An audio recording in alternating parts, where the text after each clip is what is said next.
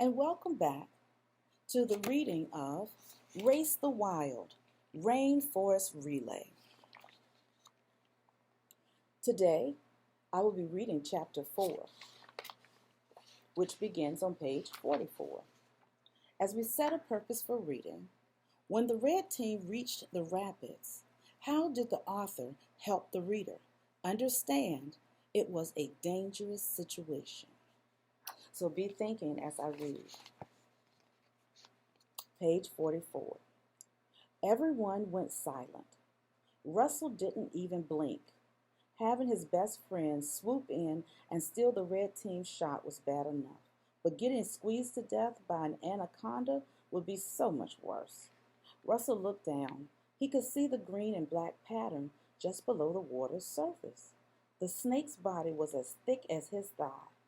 He tried not to think of the pictures he had seen of an anaconda after a meal, a huge lump in the middle of its body, an entire dinner eaten in a single gulp. Russell's head felt fuzzy. He held his breath, careful not to move. When an anaconda attacks, Mari whispered, it wraps around its prey. Each time the victim exhales, the anaconda tightens its hold. Russell looked at Mari in disbelief. How could she talk about that at a time like this? Russell could feel the boat gently rocking as the scaly snake wriggled by. Its long, winding body sent ripples through the stream. Sounds breathtaking, Dev said. This time, Russell didn't smile at his teammate's joke. Didn't Dev realize how dangerous an anaconda could be? Once the snake was far enough away, Russell relieved a big sigh. Phew. Don't worry, no one will suffocate on my watch, Javier said. But Russell had seen Javier's face when the snake swam under their canoe. Hey guys, Sage said in a soft voice, over there. When Russell squinted in the morning sun, he could see several sets of eyes, nostrils, and rounded ears poking out of the water. Oh, it's a whole group of capybaras, Mari said. That makes sense. They hardly ever live alone. Dev targeted his ANCAM immediately. I'm not going to miss this shot, he murmured as if on cue. A young capybara stumbled onto the bank. The ANCAM went click, click, click. Got it! Dev yelled before the rodent disappeared into the water again. Send it to Bull Gordon, Sage said at once. Dev clicked a few buttons, and the group heard the motor of the tiny camera, walkie-talkie, rev. In just a few minutes, Dev read out loud the message he had received. It's a clue, he said. Whose heart beats from inside glass? He frowned and looked at his teammates. Russell did the same. A heart inside glass? That sounded like some bizarre medical operation. Not something you would find in the rainforest. I think I know this one too, Mari said, almost too quiet to hear. Really? Russell asked. Everyone turned and looked at Mari, who was absent-mindedly stroking her braid. Yeah, Mari said. She slowly tilted her head from side to side, like she was tossing ideas around in her brain.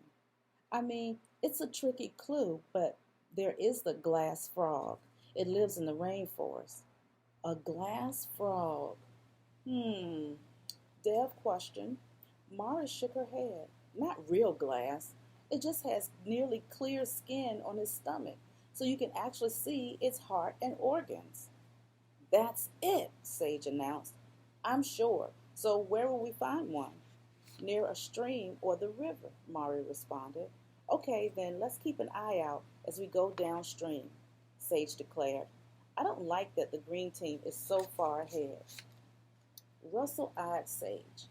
Why was she giving out orders? Mari was the one who knew all the answers. Even so, Russell agreed that they had to catch up with the other teams. The rhythm of the paddles sloshing into the water fell in time with the chirps and calls that filled the air. The rainforest was full of life, which 300s of years old and more kinds of plants than anywhere else on Earth. The Amazon River was the heart of the jungle. Thousands of waterways joined it along its path across South America. During the rainy season, many streams overflowed, filling the forest floor with over 20 feet of water. But it was not the rainy season now. It was drier, which meant the streams were not as full. Large rocks jutted out of the water, and the red team had to work to paddle around them. Hit one of those rocks wrong, and all 5 of us will have to cram into one canoe, Javier said. Their guide's tone was friendly, but Russell knew it was a real warning. As they made their way downstream, Russell kept his eyes on the shores. If I remember correctly, there are hundreds of species of glass frogs. Mari had to raise her voice over the rush of the water, but almost all of them have pale green backs. Pale green in a rainforest? Russell repeated. How are we supposed to see them? We aren't, Mari responded matter-of-factly. Scientists think the frog's skin might be camouflage. How did Mari know all of this stuff? Look out ahead, Javier called out. Russell looked and realized that their stream was about to join another larger, faster stream. There are rapids on the left, Sage yelled. Stay to the right. Russell plunged his paddle deep into the water to make the turn. Other side, he belted at Dev as their canoe tilted into the crashing water. Dev yanked his paddle out quickly, dipped it back into the water on the other side, but the water was moving so fast. It ripped the paddle from his hands. Now Russell had to steer alone, and there were more rapids up ahead. Sorry, Dev, yelled over the water, with Javier at the stern. The other canoe swept smoothly down the stream, avoiding the jagged rocks. So at this time, I will complete reading part 1 of chapter 4 and look forward to reading the remaining chapter 4 on tomorrow. Have a great evening.